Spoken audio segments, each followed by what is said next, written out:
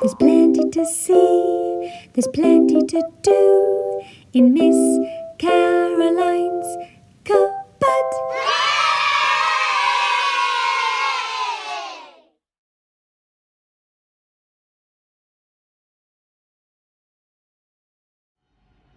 Hello girls and welcome to your reading lesson. Today's lesson's focus is going to be on memorising poems. So, I've collected some really useful tips for you to try to help you to memorise your poem as fast as possible. So, I've selected a poem for me to try to memorise today as I show you the tips. Let's look at the poem.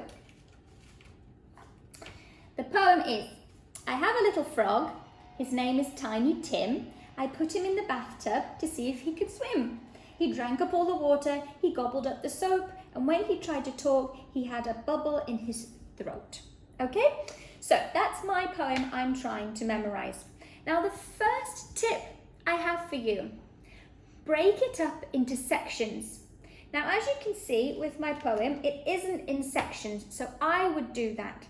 Break it up in a place that it comes natural to have a rest. So I have a little frog, his name is Tiny Tim. I put him in the bathtub to see if he could swim. That could be the first section. So I would learn this section and I would memorize that completely until I would move on to the second set of 4 lines.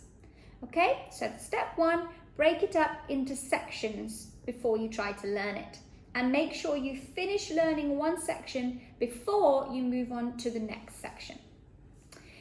Tip number 2, you have to learn the transitions.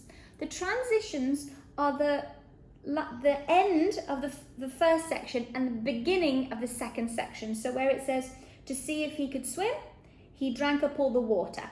So that's the last line of the first section and the first line of the second section. You have to say those 2 sentences again and again and again so you remember what comes next. So I would say to myself, to see if he could swim, he drank up all the water. To see if he could swim, he drank up all the water. To see if he could swim, he drank up all the water. So that every time I say to see if he could swim, my brain knows he drank up all the water would automatically come next, okay? So that's step 2. Step 3, record yourself saying the poem and listen to it again and again and again. So record it on your phone or your iPad or anything you have that records and listen to yourself saying it again and again and again. And you can always say it along with yourself. That's step 3. Step 4, write it out. Some poets find that when they write out the poem again and again, it helps to get it into their memory.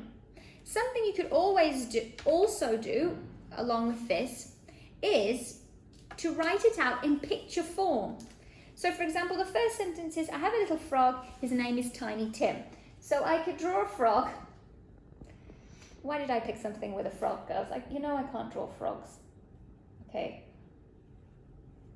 Eyes.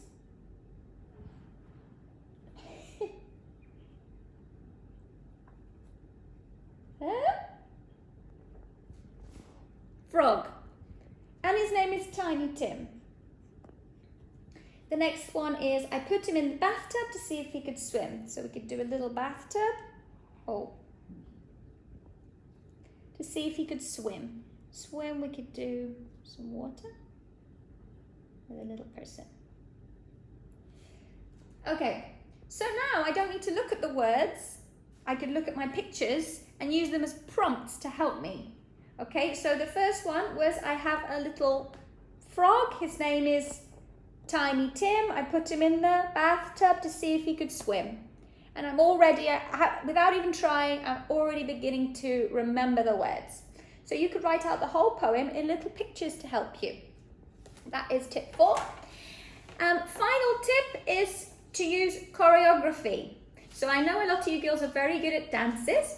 If you put hand movements or body movements with the poem, then that could remind you as well. You could set it to almost a dance. So, for example, what move could we do for a little frog? A frog like this. Maybe that looks more like a squirrel. You can come up with something much better than I can. So, I have a little frog. His name is Tiny Tim. I put him in the bathtub to see if he could swim. So if I memorize the dance, which was this, this, this, this, and this, if I memorize that, then hopefully it can help me to memorize the words. So now, hopefully, I'll be able to memorize. The first bit, let's see. I have a little frog. His name is Tiny Tim. I put him in the bathtub to see if he could swim. Is that right? Yay! That's not too bad, is it? And I hadn't seen that poem before, girls. So you can see that these tips really work. So I have given you a poem. It's attached to the work. It's longer than this one. But your job is to learn it off by heart, okay? You can't read anything when you perform it for me. So for the first lesson, today's lesson, you're going to learn half the poem. All right? You can just send me a picture of you learning half the poem. And in the second lesson, you have to learn the rest of the poem and then record yourself saying the whole poem. You can't have anything in front of you, all right? So, good luck, girls. Rewatch this if you need to.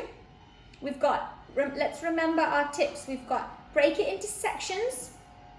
We've got learn the transitions between one section and the next section. We've got record and listen to your poem. We've got write it out or write it out in picture format. And we've got create dance moves or choreography that goes along with your poem. Okay, good luck, girls. And contact us on Dojo if you have any questions. Bye-bye.